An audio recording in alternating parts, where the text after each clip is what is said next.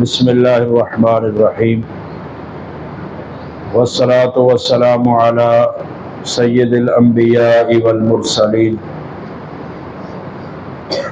قال اللہ تبارک و تعالی فی القرآن المجید والفرقان الحمید یرفع اللہ الذین آمنوا منکم والذین اوتوا العلم درجات وقال النبی صلی اللہ علیہ وسلم ان اللہ یرفع بهذا الکتاب اقواما ویضع به آخرین رواہ مسلم۔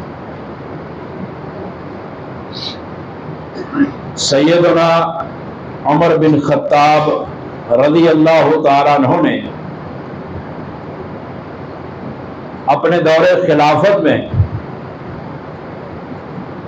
مدینے کا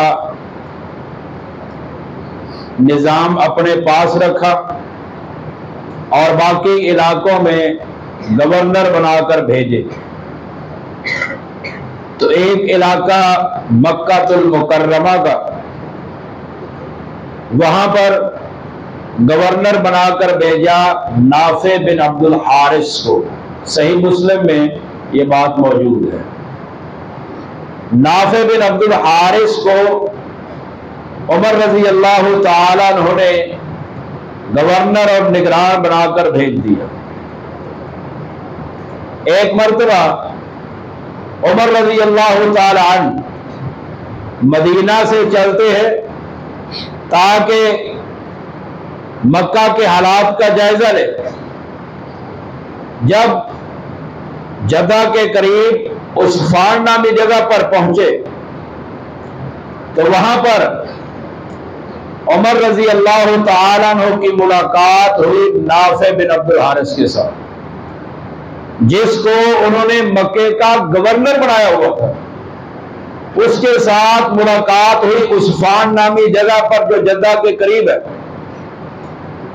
تو عمر رضی اللہ تعالیٰ عنہ نے کہا، اے نافع، تو مکہ کو اکیلے ہی چھوڑ کے آ گئے؟ مکے کے اندر تجھے گورنر بنایا تھا تو اسے بے یار و مددگار چھوڑ کے آ گئے، کسی کو گورنر بنایا ہی نہیں۔ تو اس نے کہا، اے امیر المومنین، میں اپنی جگہ پر جو قائم مقام گورنر بنا کے آیا ہوں وہ ہے عبد الرحمن بن ابزہ۔ عمر رضی اللہ تعالیٰ عنہ نے کہا، من ابن ابزہ، یہ ابن ابزہ عبد الرحمن بن ابزہ ہے کون جس کو تو مکے کا گورنر بنا کے آیا؟ تو نافع نے کہا، مولن من موالینا، ہمارے آزاد کردہ غلاموں میں سے ایک آزاد کردہ غلام۔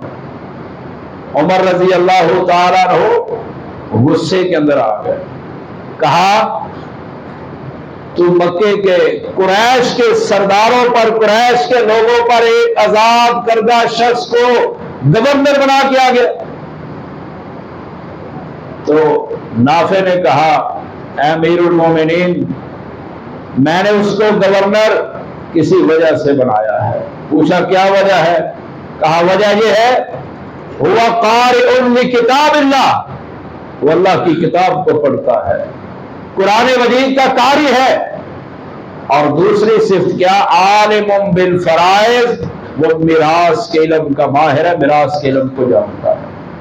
یعنی اس کو قرآن کا بھی علم ہے، نبی کی سنت کا بھی علم ہے، قرآن کا بھی علم رکھتا ہے، نبی کی حدیث کا علم رکھتا ہے۔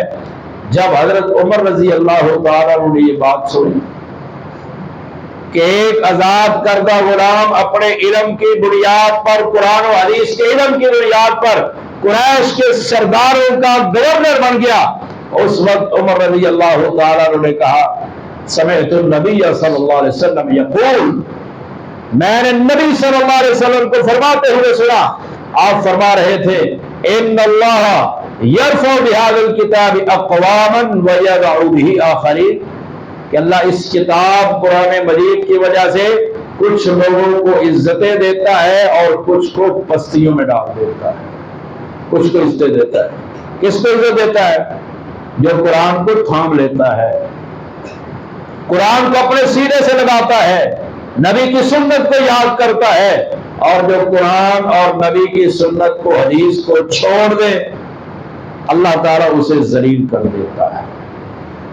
تو جو طلبا جو بھی اس چیز کے ساتھ تعلق رکھتے ہیں، قرآن کے ساتھ، حدیث کے ساتھ، ان کو نصیحت ہے کہ ساری زندگی اسی کے ساتھ جڑے رہیں، اسی میں ہی عزت ہے، اسی میں ہی عزت ہے۔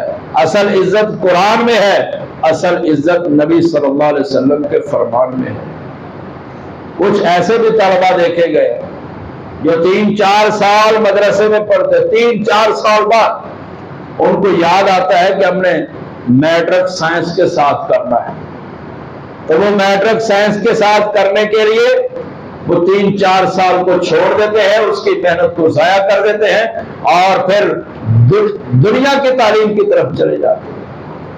وہ سمجھتے ہیں عزت اس میں ہے، عزت حقیقی عزت اس میں ہے۔ اللہ نے قرآن میں فرمایا، پیغمبر نے اپنے فرمان میں فرمایا، تو اس کے ساتھ جڑے رہیے، اس کو چھوڑنا نہیں۔ مشکلیں آتی ہیں، مشقتیں آتی ہیں، بسا اوقات استاد غصے میں آ کے مار دیتا ہے، تو استاد کے مارنے کی وجہ سے مدرسہ نہیں چھوڑنا، یہ پڑھائی نہیں چھوڑنا۔ ہمارے مدرسے کے جو مدیر ہیں، محتمم ہیں، مفتی عتیق الرحمن علوی حافظہ اللہ تعالی، آپ نے کئیوں نے غور کیا ہوگا، جنہوں نے نہیں کیا ذرا کرنا، ان کی پیشانی پر، ماتھے پر نا یہ دائیں جانب ایک نشان بنا ہوا ہے۔ وہ ان سے پوچھنا نشان کیا تھا، وہ آپ کو بتائیں گے۔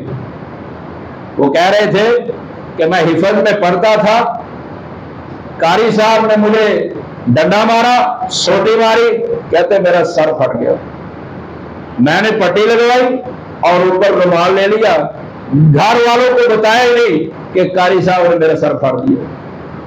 کہتے گھر والوں کو اس وقت پتہ لگا جب میں نے پٹی اتاری اور میں نے رومال اتارا تو والدہ نے پوچھا یہ کیا ہے، میں نے سارا واقعہ بتا دیا۔ اور اب یہاں پر کوئی کسی استاد سے، یہاں پر میں پورے مدارس کے عالم کی بات کر رہا ہوں، یہی حال ہے کہ اگر کسی سے لگ جائے نا ایک، بس پھر اس استاد کی خیر نہیں ہے۔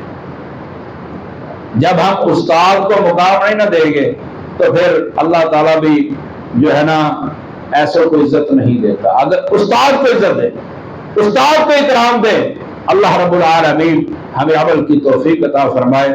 سبحان ربک رب العزت عما یصفون وسلام علی المرسلین والحمد للہ رب العالمین۔